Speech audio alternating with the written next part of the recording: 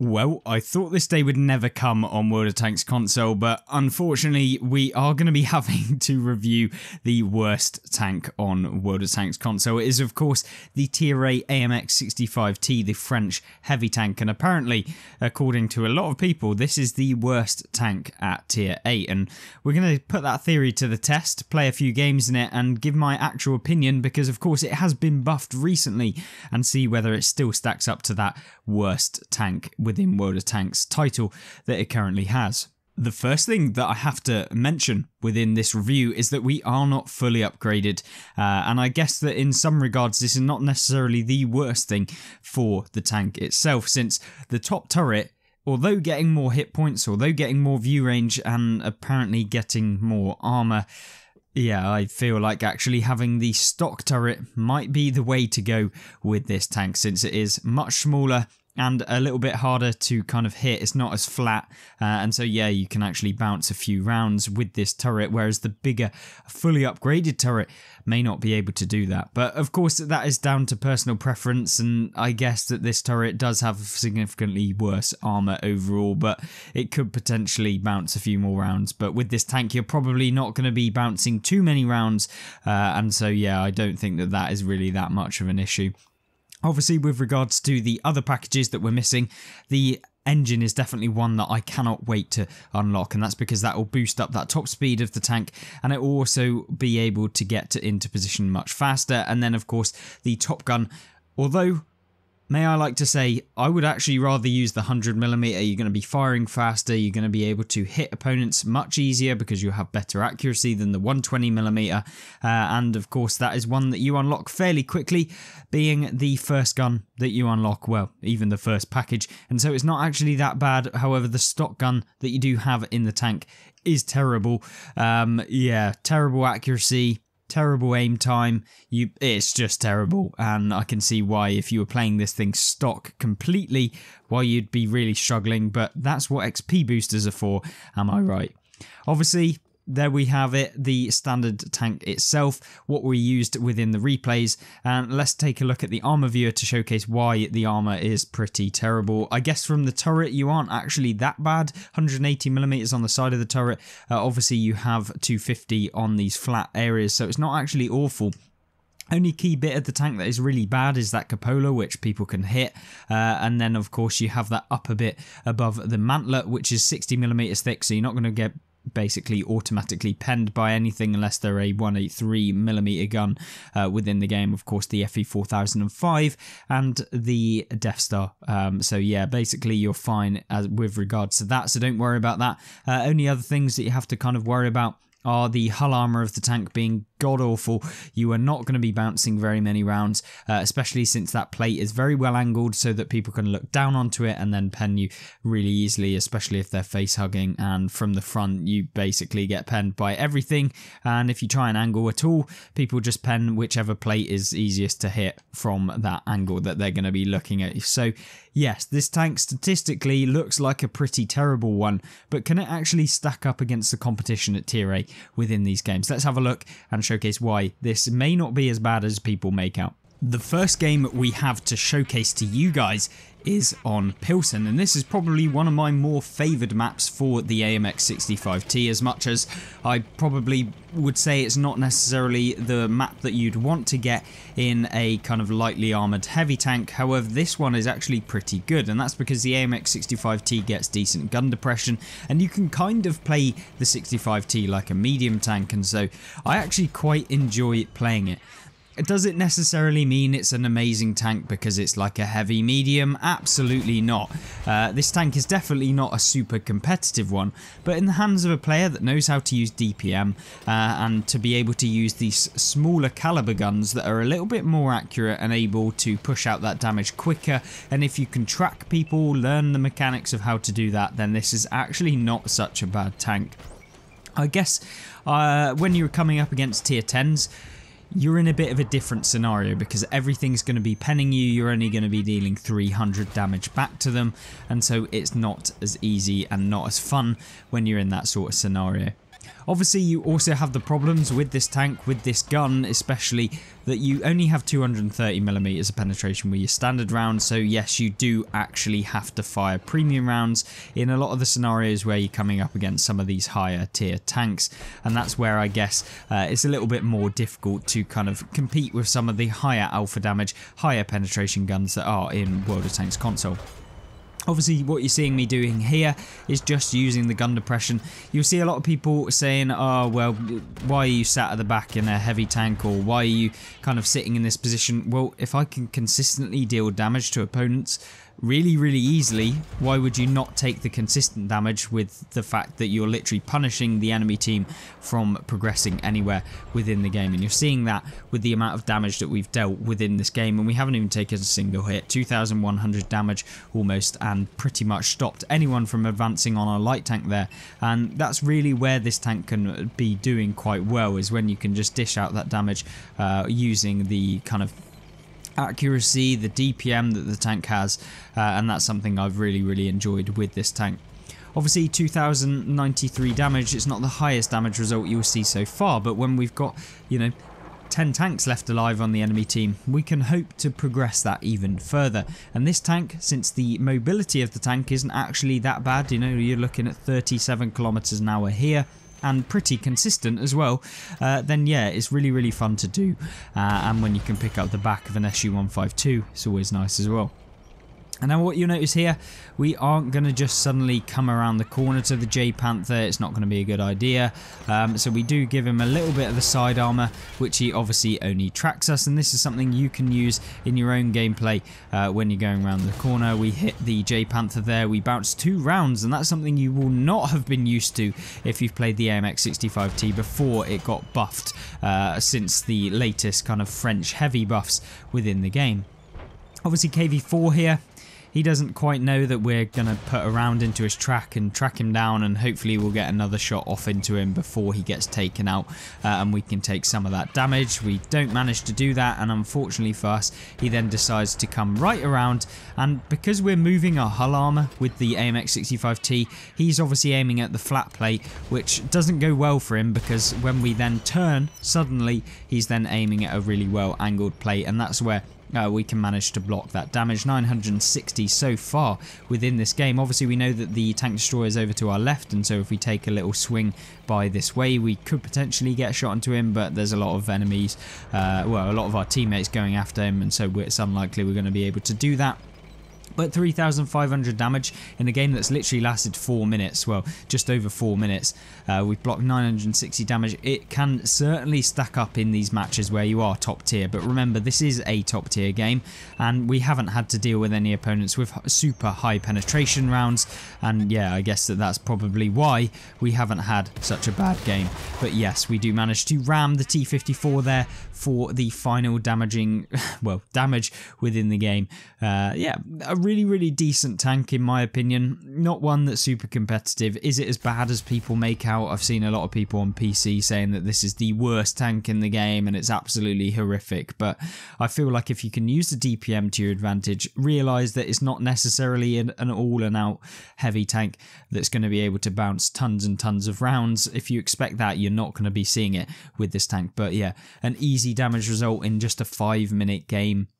3,800 damage, nearly 4 enemies destroyed, and a pretty decent game in all regards. So yeah, let's take a look at another gameplay where it's a little bit less easy with regards to the matchup. Right then, second game, El Alamein, probably a map that I quite enjoy, and in a map where, you know, you're playing against pretty much the same tier tanks, it's not going to be too bad. But the thing is with this map is that if you're in a heavy tank that's pretty slow or doesn't have armor or doesn't have turret armor, it can be a little bit hard to really push out damage where you'd like to do it, because you're kind of limited by the early game mobility. So if you can get into a position early on, then yeah, you can have a pretty decent game. But what you're seeing here is obviously if we got a bit unlucky and that wasn't necessarily an E50 and it was a FE 4005, we could have lost a lot more than 0 damage to the E50 here. Well, necessarily the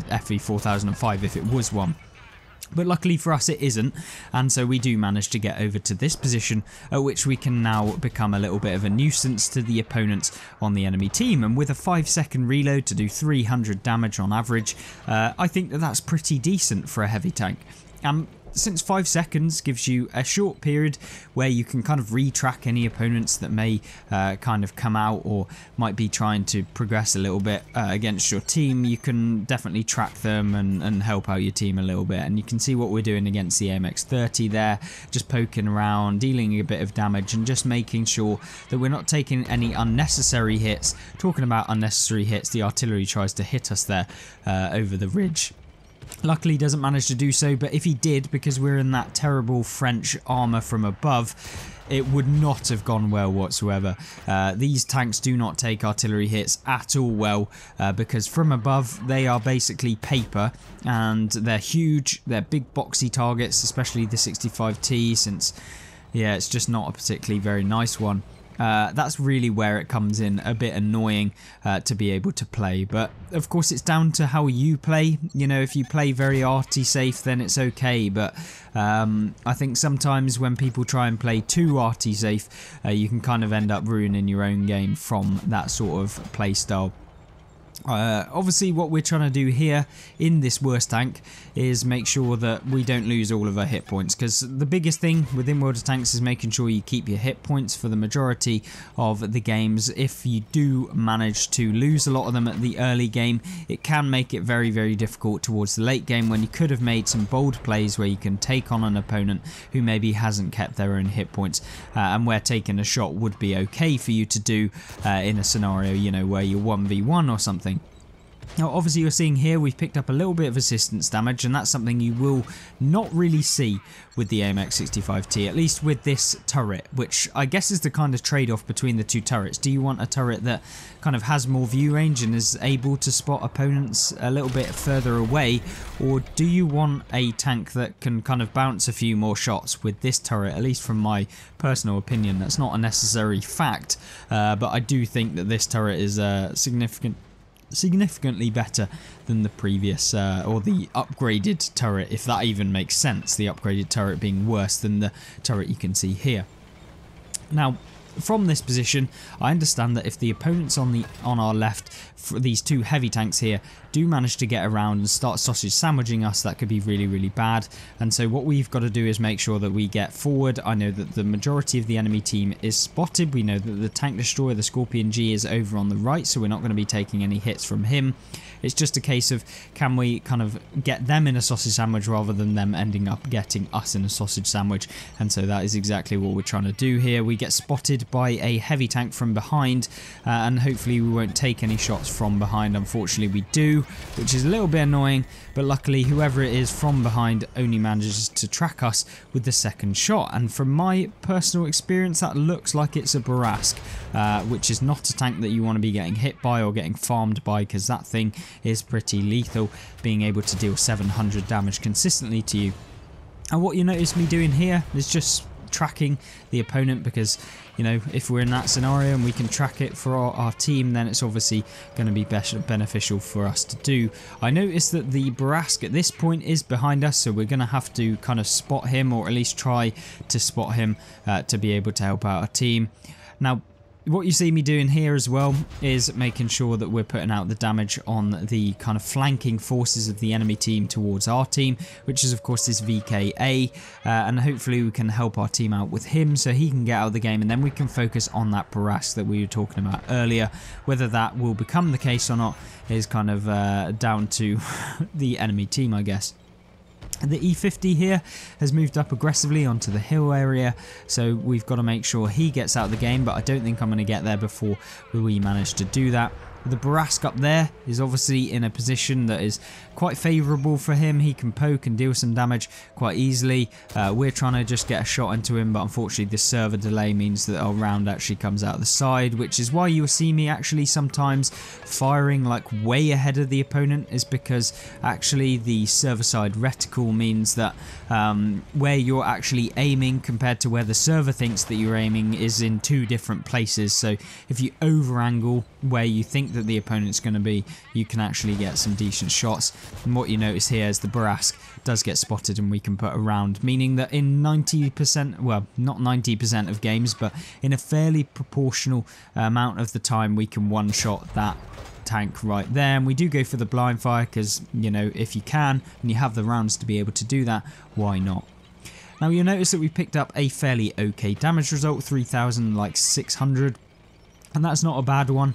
Certainly not the best game that you could probably expect for, but in this sort of scenario where you've got the Paladin here trying to push forward, it's not necessarily the best, but we do try and put a round into the Paladin. But luckily, for us anyway, the Paladin's firing HE rounds. An awful idea for the Paladin, since it only has a small kind of caliber gun anyway. It's not really going to be dealing very much to us, but we can easily put rounds into the back of his turret. Yeah, not a position that I thought the Paladin was ever going to really be in, but he certainly, as we utilise the sausage sandwich once again.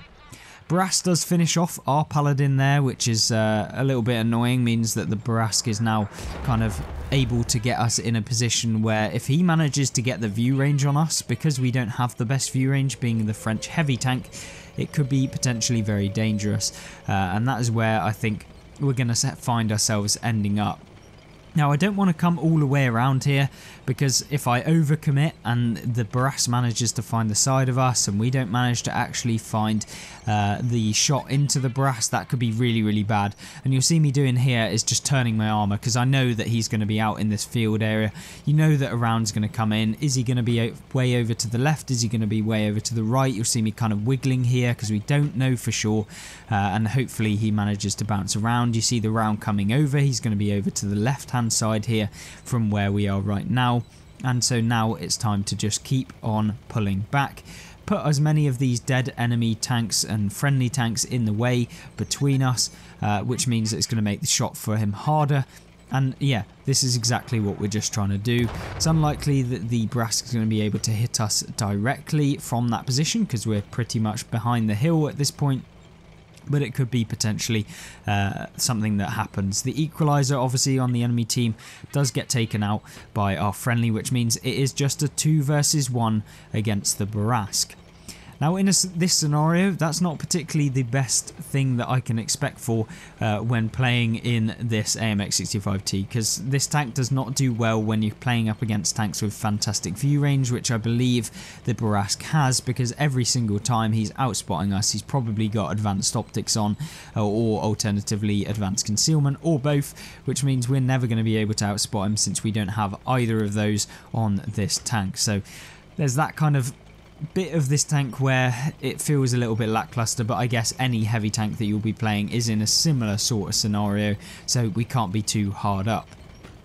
4,100 combined in this tank is a pretty okay result, at least in my opinion, since it isn't the most competitive heavy that you can play at this tier, but it will be able to kind of outperform even these numbers if you do get in the right matchup and where you can consistently keep that gun singing, because you saw at the beginning of the game and the previous game, it racks it up very, very quickly. It's just a case of whether the game kind of allows you to get that damage out in the period of time that you're alive, and obviously you need to keep yourself in the engagement, so having that mobility that this tank does offer makes it a little bit better. And although this tank might be known as the worst tank at tier 8, quite wrongfully to be honest with you, I think that there's plenty of worse tanks at tier 8 for the majority of players, and I think that this isn't necessarily the worst one that you'll see. And you'll notice that I'm actually turning to the left, because from this position I think that that's probably where the enemy Barask is going to be. He's obviously trying to feather a shot, on which he doesn't manage to do correctly, and we noticed that the shell came in from this sort of direction. Obviously never going to outspot him from this point, especially if he's just shot and we didn't spot him. A ping on the map for our teammate to know that he's over there, and to avoid kind of going out into the open. And from this point it really is a case of just trying to reverse back and get out of the way, because if he manages to connect 2 shots into us, that's going to be our hit points gone, and with the thought that he may actually be reloading to be able to put 2 shots into us while still remaining undetected could potentially be of concern. And you see us almost make a fatal error there trying to go off the side of the cliff, but we managed to bring it back and reverse in the right kind of direction. Now what I'm thinking here from this kind of point within this game, and this is what you'll have to do in your games as well if you want to really carry at the end of games, is think about where the opponent is going to be positioning themselves and where the opponent might think that you're going to be, and where you can kind of surprise them by being in a different area. And so you'll see me noticing that maybe the Borask is going to come around the left hand side and come from the behind us, and that is a possibility. The alternative possibility is that he's coming round from the other side and use the engagement distance to keep that area away from us. And that's where I'm thinking he's going to be. So we're going to move over to the right hand side towards where they spawn originally at the beginning of the game. And this could be potentially a little bit risky in terms of being spotted, outspotted, and then 2 shots come flying into our tank, taking us out of the game, which is highly likely. And I thought potentially that could be the case. We're going to move over towards the cap circle here because I'm thinking maybe he'll be out in the open, maybe we can catch him there, which unfortunately we don't manage to do. And as we reverse here, you'll notice that we get spotted right there. I'm thinking that he's over in the left. Now that's a bit of a misplay here, as you'll see the round in just a second coming in from the right hand side. That's really bad, and we can back down as the Borask misses his second round. That means he's going to be on a reload for at least 12 seconds, and from this point of view we can now move and progress because he's on a reload. It's going to be about 12 to 15 seconds roughly for the Borask to fully reload, which means we can take a bit of an pragmatic approach where we can push forward and get into a more defensive position where it's going to make it a little bit more difficult for him to do anything against us. And when my teammate realizes that I know where he is and that I'm progressing towards him, hopefully he'll be able to try and put a shot into him and help us out. Borask comes over the ridgeline there, and to be honest with you, if he did come over the ridgeline, it probably would have been good for him to do so, rather than kind of faff around, and then, yeah, it could potentially be bad for him now. We do spot the Borask again as he's trying to kind of move towards the right hand side of the rock, and you'll see him actually going there. But what I always realise is that, yes, although the Borask might be looking to go that way, he's going to come back on himself, so we're going to go right up against the rock, proxy spot him, and then there's no way that he's going to be able to remain undetected and surprise us, and that's exactly what he tries to do. But with our kind of cool-headedness and not trying to rush the shot, we put a nice round into the lower plate of the Borask and finish up the game, winning it overall. And hopefully that kind of showcases what the AMX65T can do, along with the fact of how you can carry games even in a tank which might not be necessarily the best for your team, against someone that obviously knows how to play the game and try to use some of the tactics that I use within my games as well against us. But luckily we know about those, and so we can shut down Tripolovsky in the Borask there on the enemy team. A shout out to him, managed to carry the game for his team at least to some degree, but we just shut it down right at the end, and of course a good game for us. And hopefully you kind of see why the AMX65T is not necessarily the worst tank in the game anymore. Maybe it was previously, but it just isn't anymore. Thanks for watching. Hopefully you test out this tank for yourselves and leave those comments in the comment section down below. And I hope you'll join me back in another video. Check out some of these weird and novel tank builds on screen right now. Thank you, and I'll see you there. Goodbye.